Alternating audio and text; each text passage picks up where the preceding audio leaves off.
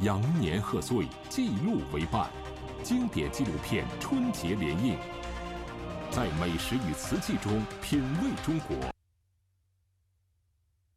明星讲述生命故事，以独特视角解密神秘外星人，顶尖作品极致震撼。纪录频道，除夕到初六，让您过足瘾。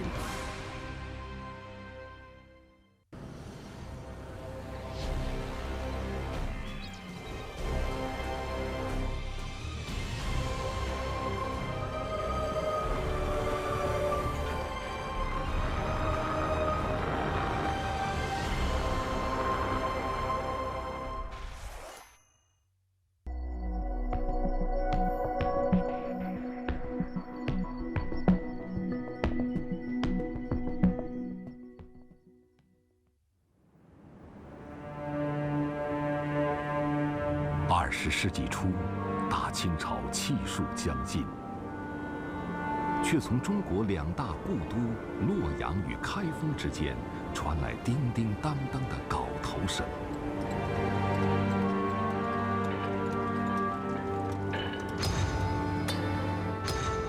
工业文明最重要的标志铁路，居然也把尖利的道钉吸入了苍老的中原大地。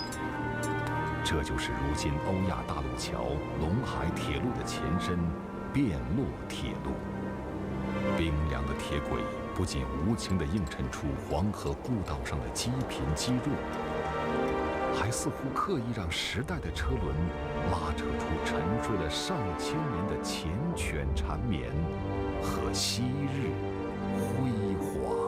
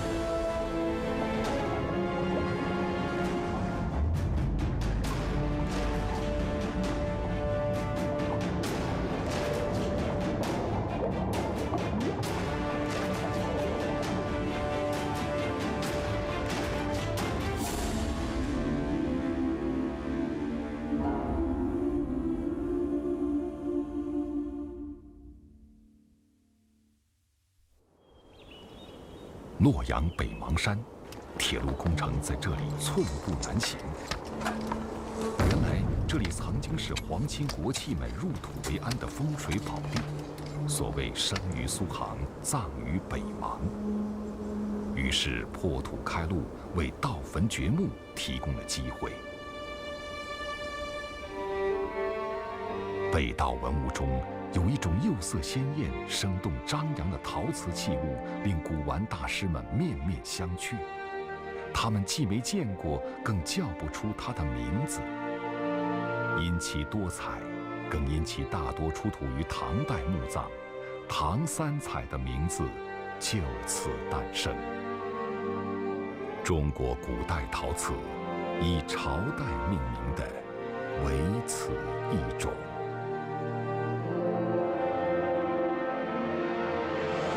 三彩非唐代莫属，上溯几千年，只有那个盛世帝国不仅处处繁华锦绣、喧嚣热烈，而且开放包容、海纳百川，所以才有了大红大绿的气魄，才有了春风得意的湖山，以及他们胯下骏马的威严、骆驼的灵动。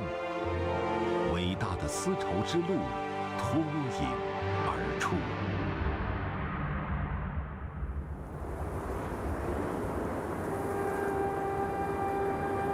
今天，敦煌的名字是和莫高窟连为一体的。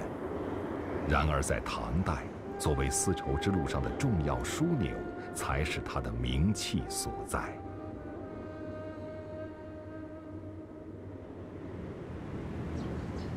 敦煌月牙泉边有一座小村庄，时至今日，骆驼依然是村民们宝贵的财富，几乎承担着他们全年的期望。每天早晨4点半，聂全斌都会准时出现在他家的骆驼棚里，喂料、配鞍，一天的忙碌也就开始了。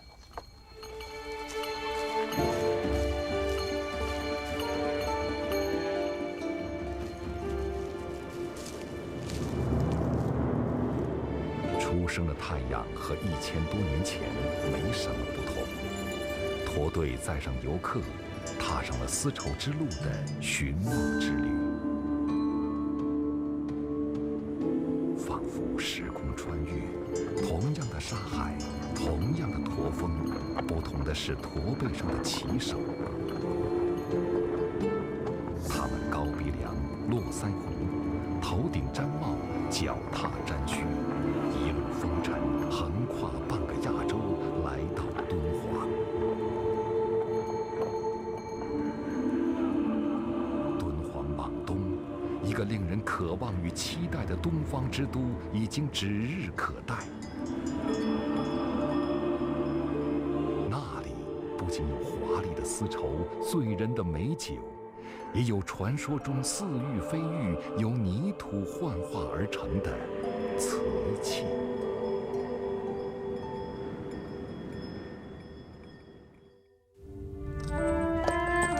当他们第一次走进长安城高大厚重的城墙，眼前的情景仍然远远超出他们的想象。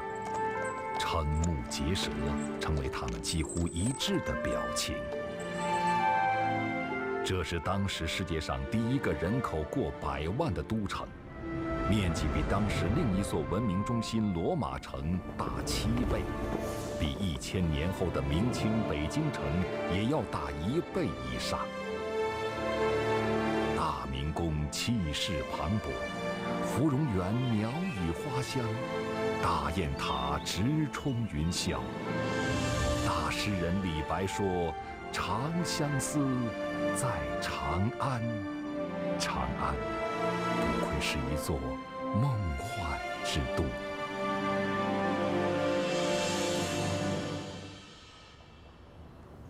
这里是西安市劳动南路一带，虽然现代仿古建筑林立，却很少有人知道这里就是唐朝时最繁华热闹的西市所在。唐时长安有东西2市，市就是集市，犹如今天的商贸中心。当时仅西市就占地约1平方公里，在井字形4条主要大街上走马观花也要1个多小时，更别提在林林总总的商铺里流连忘返了。难怪放荡不羁的李白称之为金市。50年少金市东，笑入胡姬酒肆中。一片灯红酒绿，歌舞升平。不难想象，当时街头巷尾的万头攒动中，一定夹杂着不少奇装异服、高鼻深目的异乡人。他们怀揣着各种梦想接踵而至，于是他们自己也成为长安城不可或缺的意境。唐代著名的诗歌、乐舞、绘画，甚至饮食中都有胡风侵染的身影。瓷器啊，像茶叶啊、丝绸啊，对人类的生活的改变呢，这是非常重要的。但是一个疑问随之产生：如此时代之绝品，为什么只是一种陶器？唐人为何不直接把它们烧造成更为坚硬亮丽的瓷器呢？是否因为制瓷技术还乳臭未干，难当重任呢？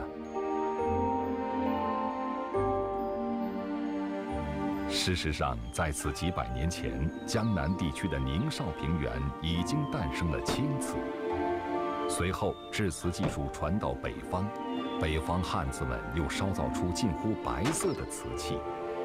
于是，南方越窑青瓷与北方邢窑白瓷争奇斗艳，形成南青北白、各领风骚的局面。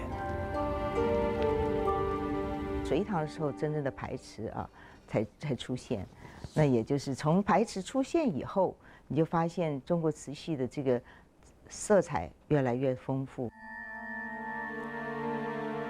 据史书记载，唐代白瓷已经到了天下无贵贱通用之的程度。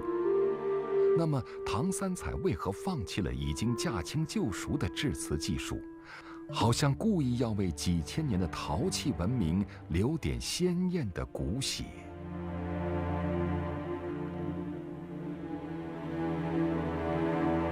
好在此时的陶器同样可以千姿百态、五彩缤纷。但中国早期彩陶常见色彩不过红、绿、黄、蓝色等，极少见。直到开放的唐朝，蓝色釉彩才缓缓而来，以其饱满的色泽招摇过市。然而当时的国人并不会提炼这种名为钴的蓝色矿物质，于是有人心生疑惑：唐三彩质地落后于瓷器，形象多胡人骆驼，釉彩又非中土所有。而同时期的西亚陶器不仅材质与三彩相同，而且蓝色大行其道。莫非所谓唐三彩本来就不是中国制造？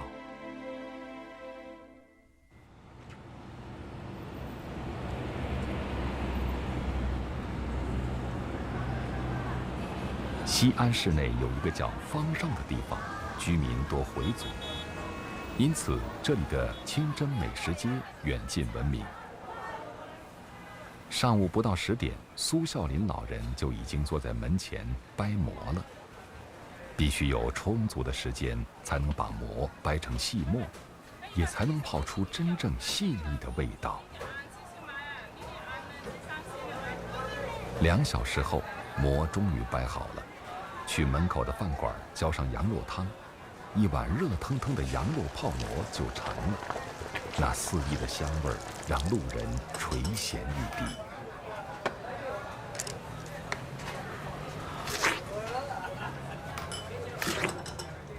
老人已经84岁，在这条街上生活了一辈子。他坚信，他的祖先早在唐朝时就从西域迁居而来。这座清真寺就始建于唐代。而羊肉泡馍也是见证。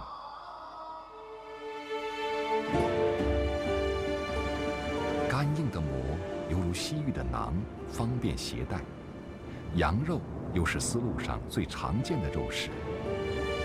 如果没有羊肉泡馍，当年漫漫丝路上的异域客商们，不知还有没有力气推开长安的城门。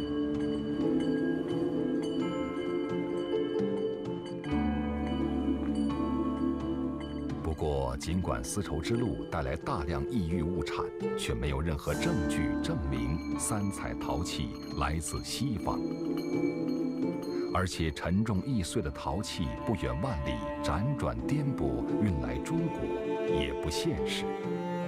唐三彩源于西域的推测几乎完全不成立。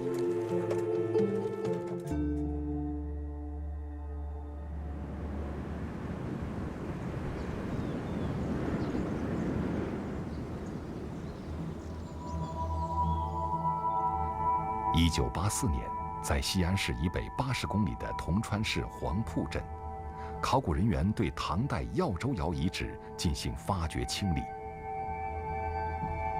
出土7座唐代三彩作坊和3座马蹄形三彩窑炉，还有4000多件三彩器具和残片。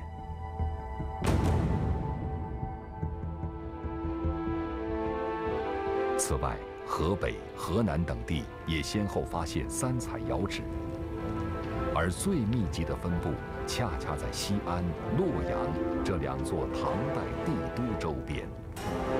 至此，唐三彩产地之争偃旗息鼓。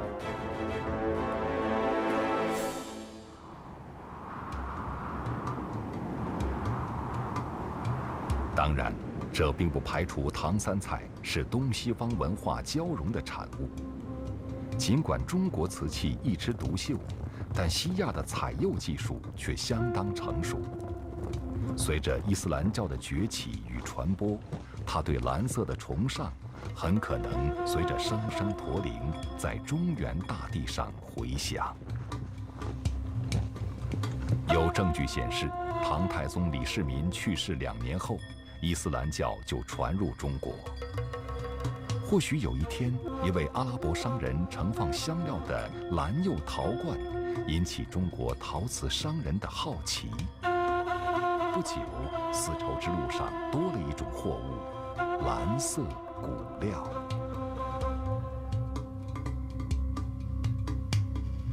考古发现，陕西耀州窑的唐三彩很少见蓝。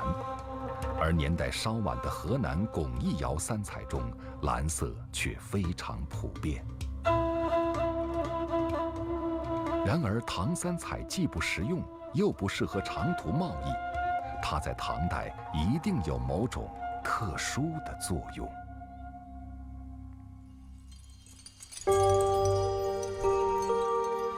在西安市西北约70公里处，一座凸起的山峰之下，唐高宗李治和中国历史上唯一的女皇武则天就合葬于此，即唐乾陵。出于保护，考古部门只发掘了她的陪葬墓，出土大量极具代表性的三彩俑。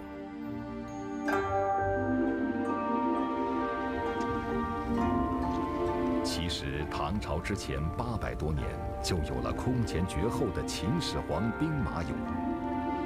他们行入真人真马，以气势磅礴的阵容，昭示出视死如视生的鲜明理念。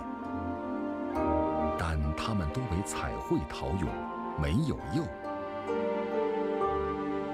而唐代的俑有了彩釉技术，才改头换面，光彩照人了。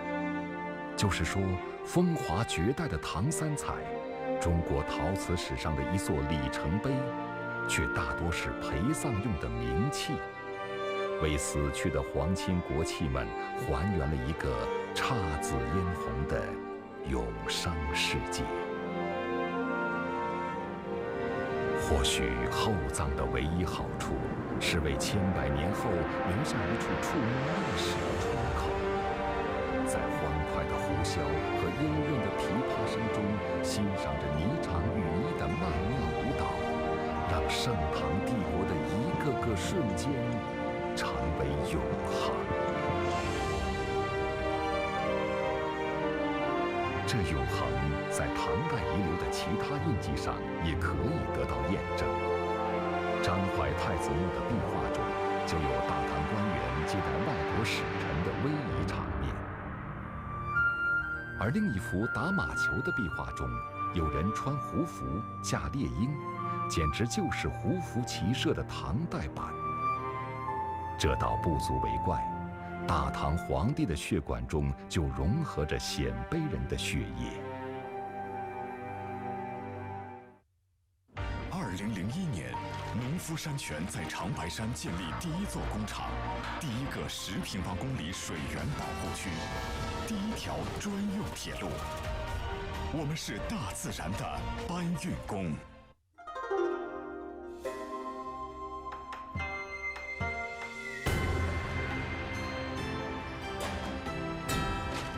清香典雅，青花汾酒。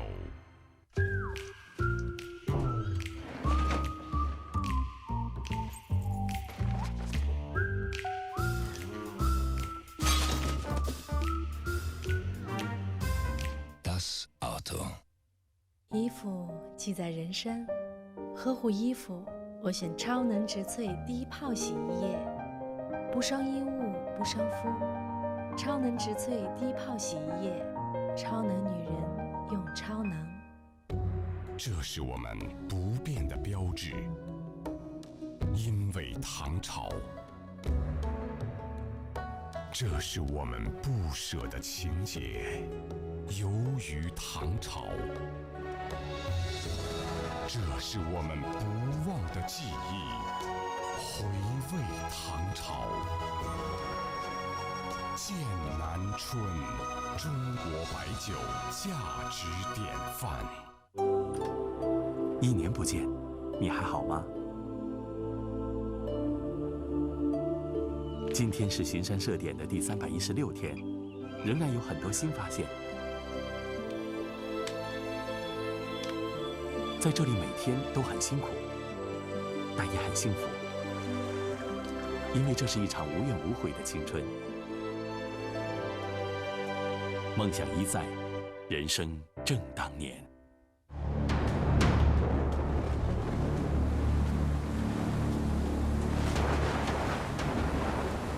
然而，唐朝的开放是全方位的，绝不是丝绸之路一个方向。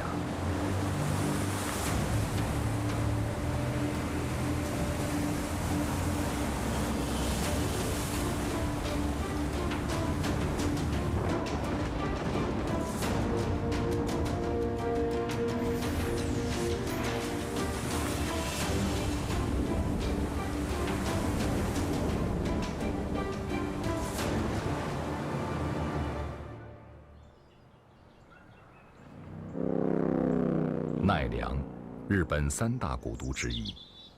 1966年，在奈良大安寺地下偶然发现300多破碎的陶片，居然拼粘复原出将近30个3彩器具。究其出处，竟一直追溯到公元718年，道慈和尚在大唐求法17年后荣归故里。并以长安西明寺为蓝本建造大安寺，使之成为当时奈良最宏伟的寺院之一。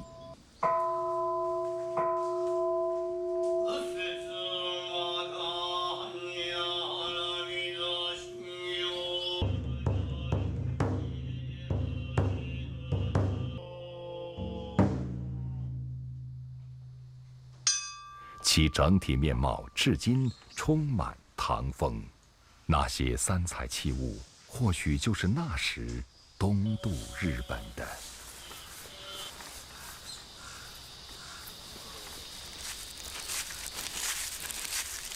ここには887人の僧侶がその当時住んでいたわけですが、いわゆる渡来僧ですね。中国とかあるいはインドとかベトナム林遊と言ってたそういうところから来たお坊さんもここにいたわけですし、ここから唐に留学をした学んだお坊さんもたくさんいたということになります。その当時の国際大学。难怪后来的日本工匠又仿造出自己的奈良3彩。唐3彩作为时代绝品，自然引起多国仿效。日本之外，还有新罗3彩、波斯3彩等等。But it was copied quite well in Iraq. It was easier for the Iraqi potters in the 9th century to copy Sansai because it was a low-fire glaze, and it was not so different from the kind of glaze that they were using already in the Middle East. 总之，当瓷器已经华丽登场后，胸襟博大的唐朝却赋予陶器以新的生机。火热燎原的唐3彩不仅把制陶工艺推上顶峰，也忠实定格了那个伟大时代的精彩瞬间。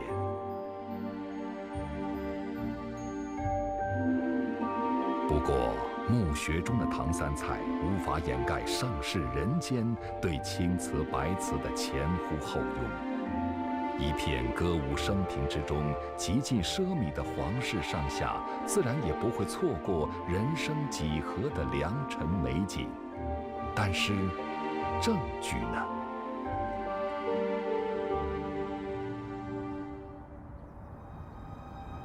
？1957年，位于西安市的唐代大明宫遗址中，出土了一些并不起眼的白色碎瓷片，但其中一件带有落款的瓷器引起人们注意，那是一个“嬴”字。此字何意？会不会和皇家用词有关？据《旧唐书》记载，唐玄宗时，确有一座百宝大银库，它是专为玄宗收集宫廷享乐及赏赐用品的皇室私库。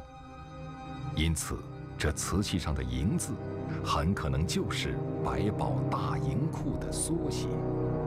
就是说，盛唐时皇家就有了自己的御用瓷器。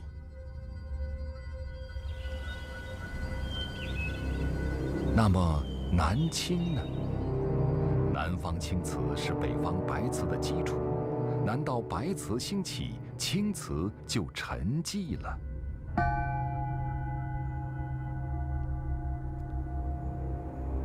法门寺位于西安市以西100多公里。唐代时，这里曾经是皇家钦定的奉佛道场。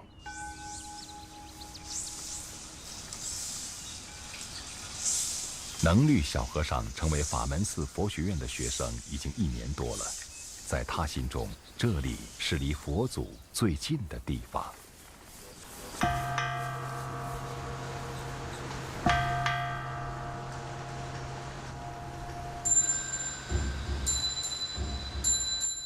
我俗家姓张，我的祖籍是江西省，我们家族每一代就有个学佛的人。我一直很向往出家人的生活，这种生活呢，他有自己的这种精神所依。21岁的时候就出家了，我在这里打算学习2年嘛。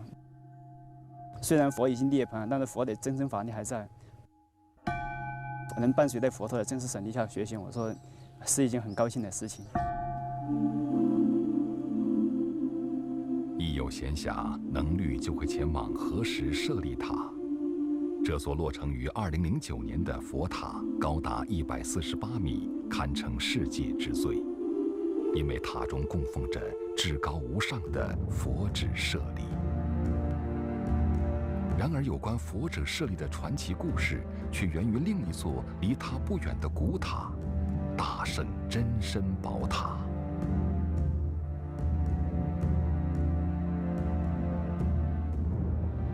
1981年夏，轰然一声，法门寺宝塔在暴雨中垮塌半壁。6年后，修复人员意外在塔基下发现地宫，举世闻名的佛指舍利由此重光。然而，地宫内的一块石碑却让故事得以继续。上面的文字原来是地宫秘藏珍宝的总目录。其中包括瓷秘色碗7口，内2银棱，瓷秘色盘子、碟子共6枚。或许相对于眼花缭乱的金银珠宝来说，这些文字不算什么。但当人们从角落的淤泥中找到一叠淡粉绿色瓷器后，不禁被其如冰似玉、湖水般的玲珑剔透惊得目瞪口呆。再复读碑文，碗碟数字完全相符，大家恍然，这在迷雾缭绕中尘封1000年，为皇家所独有的秘色瓷，居然蓦然回首，重见天日了。这发现当然难以和佛指舍利争锋，但却在千里之外的江南越窑故地引起轰动。因为上世纪40年代就有人断言，越州秘色今已不可得见，只空存此一名词。如今这一名词终于摆脱了遐想的时代，变成可以作为参照的实物。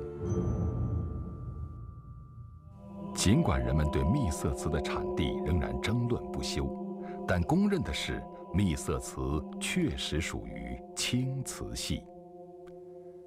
唐代诗人陆龟蒙曾作有一首《秘色乐器》：九秋风露月遥开，夺得千峰翠色来。有研究者称，这就是传说中只有皇家独享的秘色瓷。其中的“越窑”二字，无疑是指浙江北部青瓷的出产地。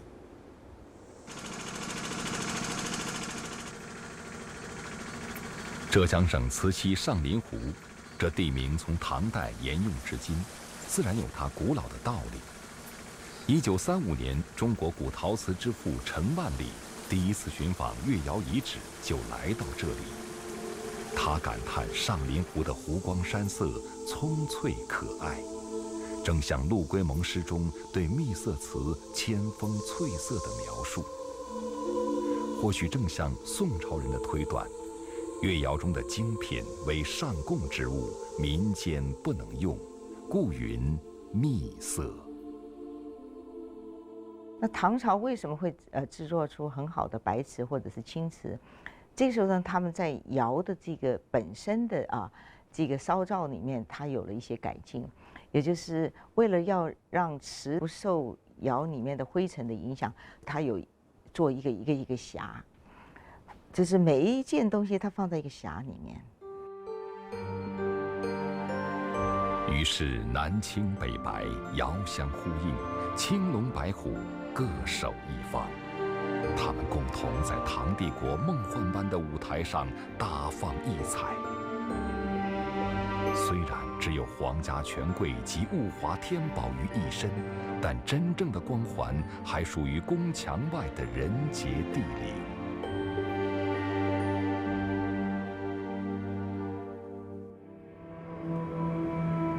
然而，一个奇怪的现象困扰着考古学者。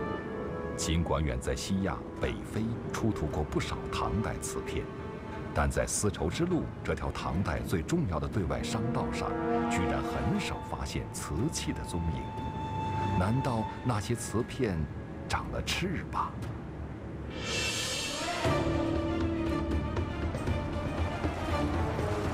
有人推测，这和唐代安史之乱后西域地区风云变幻有关。但冥冥之中似乎还有别的原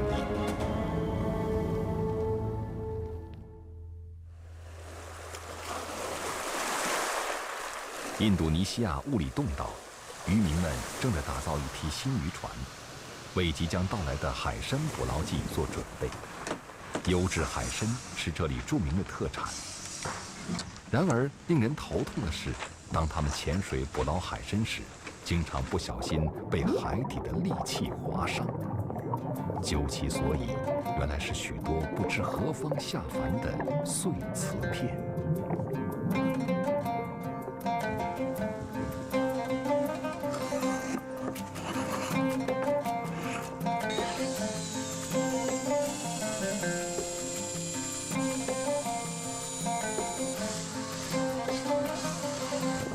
马泰是当地一名潜水爱好者，他从小就对海底世界充满好奇，因此水下那些破旧的瓷片不仅不是他的烦恼，反而成为他潜水的乐趣。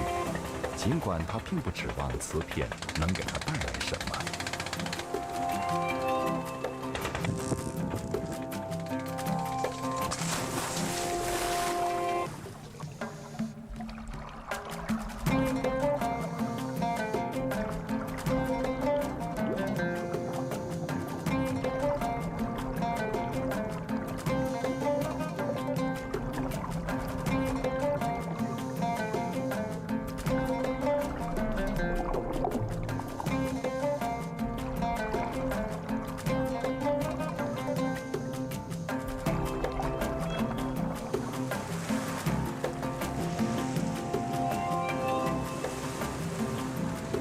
不同的是，10几年前，一位名叫沃特方的德国人曾经来到岛上。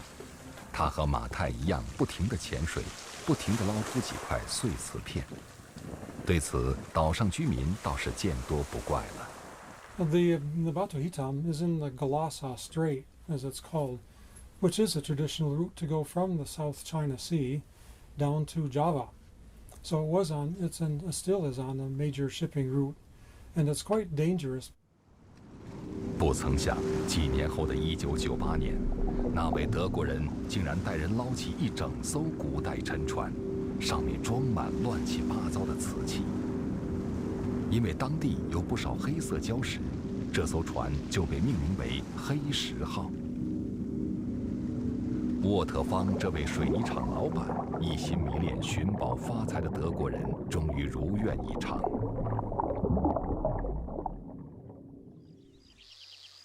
但他或许想不到，发现黑石号的巨大文化影响。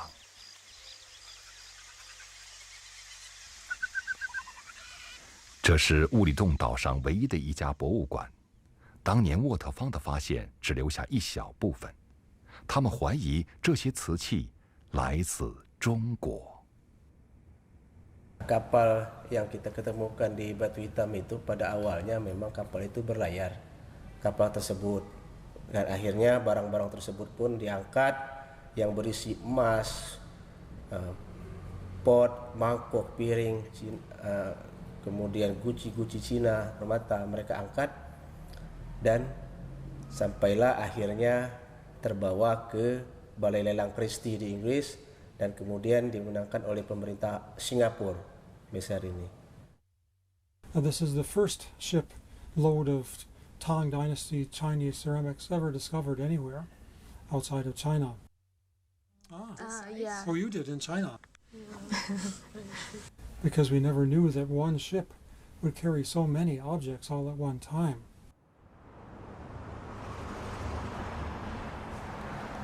2012年5月，新加坡亚洲文明博物馆第6次公开展示黑石号文物。当年从这艘沉船中打捞出水的文物，仅瓷器就有67000多件，占全船文物的98%，包括350件白瓷、200件青瓷和200件白釉绿彩瓷。这足以说明它们产自古代中国。但令人震惊的还是多达56500件以棕褐色为主的彩瓷，如此庞大的规模，为何史书中全无记载？倒是仅有的3件青花瓷，让大家猜测黑石号或许是青花盛行的明代沉船。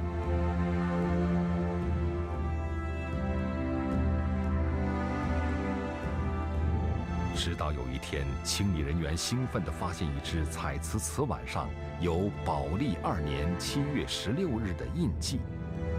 遍查史料，居然是大唐朝的年号，即公元826年。结合对其他器物的考证，考古学家们终于确认，黑石号正是来自那个辉煌的朝代——唐。只可惜，它过早地沉沙海底。We never realized that the volume was so great of this trade in ceramics between China and Southeast Asia at this period, and also suggests that the Chinese production system was extremely efficient already. 然而中国之大，这些不清不白的5万多件瓷器，出生地到底在哪里？随着清理工作继续，又一件瓷碗洗尽1000年的陈泥，露出依稀的字迹：湖南稻草市始祖孟子等等。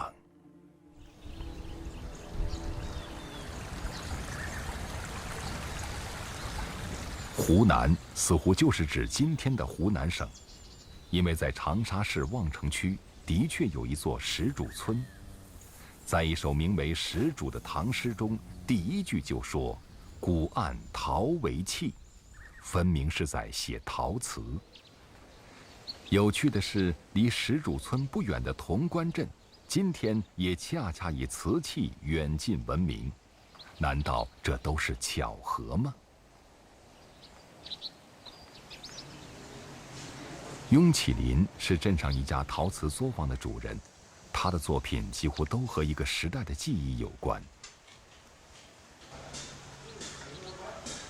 而镇子里大部分作坊更热衷生产一种仿古陶瓷，看上去还真和黑石号中那些不清不白的瓷器十分神似。或许它们本来就是同根生，无非古与今、真与仿的不同。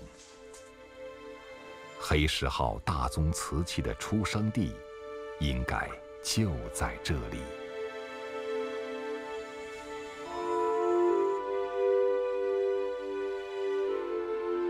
离潼关镇不远，一个国家级考古遗址公园刚刚开园。山坡上蜿蜒着一座复原的古代龙窑，竟长达41米。这就是长沙潼关窑遗址。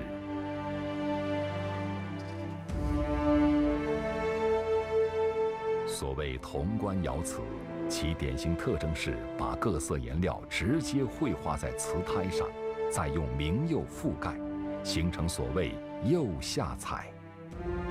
烧成后平滑柔和，颜色经久不退。考古证实，潼关窑是最早大规模烧制釉下彩的瓷窑，堪称瓷器史上又一座里程碑。由此打破了南青北白平分天下的格局，形成三足鼎立的态势。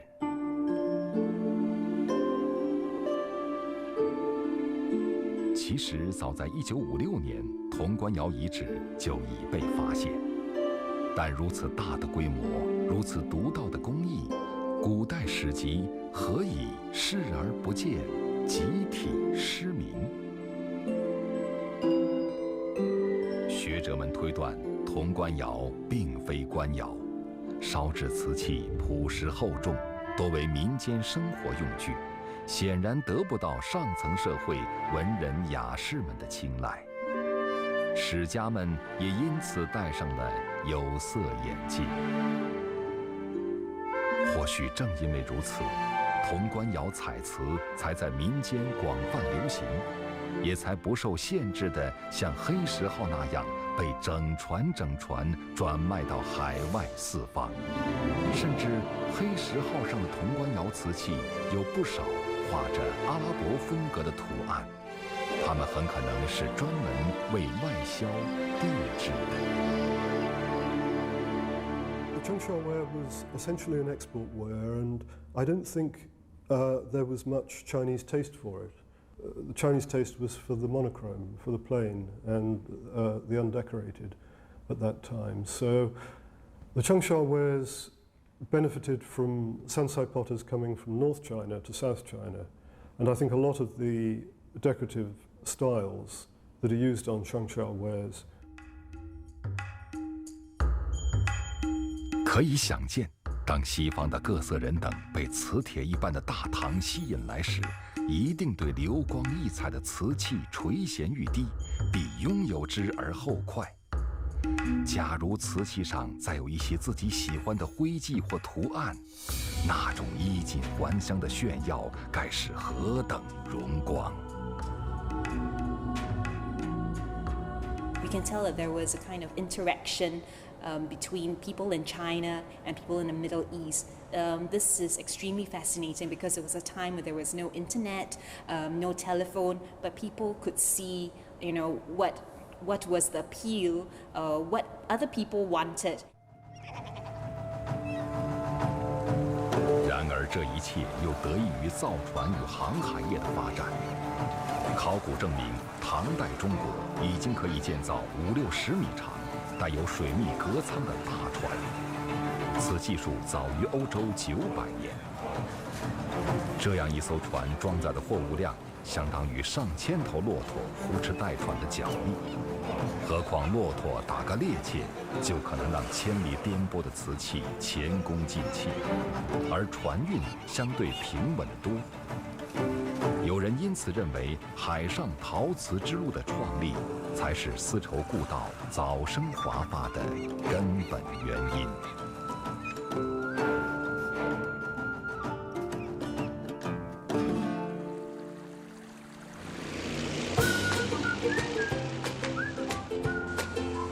这里是新加坡著名的唐人街牛车水，朱富昌先生是这里的公众人物。每当听到那熟悉的喇叭声，大家就知道阿昌的报纸到了。每天4点多练功，练了差不多1个钟头。我们的司马6万这样才去拿报纸，就是拍报纸。18年的时候，我太公啊，跟我老爸那时候已经过来了，在这边啊生活了。以前买一间屋子啊1块钱，以前1块钱很大。你看坐在这边了，等一下。自从8岁跟随母亲来到新加坡，他已经在这里生活了50多年。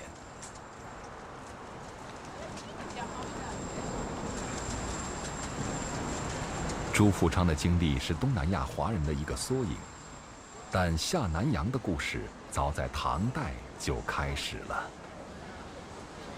他们跟随商人的船队，来到这海上丝路的中转站，靠体力与智慧落地生根。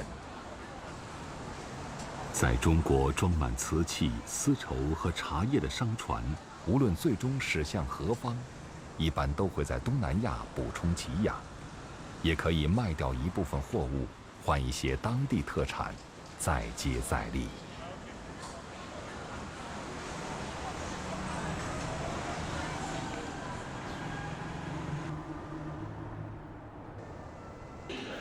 在新加坡海事博物馆，一艘阿拉伯古代帆船完全复原了9世纪的阿拉伯造船工艺。研究表明，当年的黑石号与这艘船外形上非常相似。不幸的是，黑石号却再也无法到达凯旋的彼岸。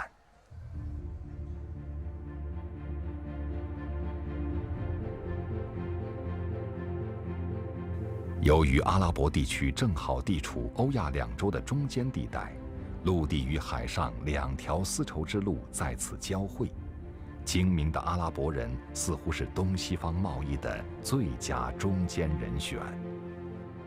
他们不仅熟悉从红海至东亚的航线，还掌握了印度洋信封的规律。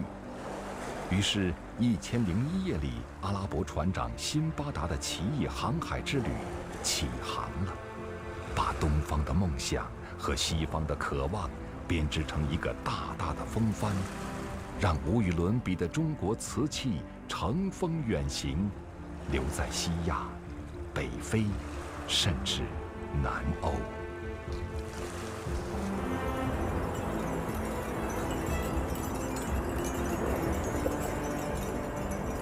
梦回唐朝，那是华夏历史上最熠熠生辉的时代。它威仪四方，像正午的骄阳，光芒万丈，将文明的炙热辐射到遥远的角落，以博大的胸襟和恢宏的气度吸纳多元的文化，打造出一座令人魂牵梦绕的世贸中心。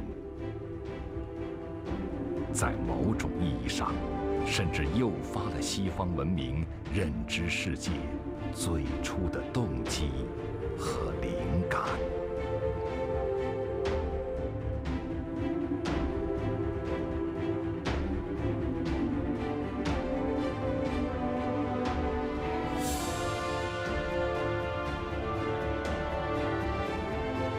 在黑石号上，这件白釉绿彩瓷盘的底部刻有“进奉”字样。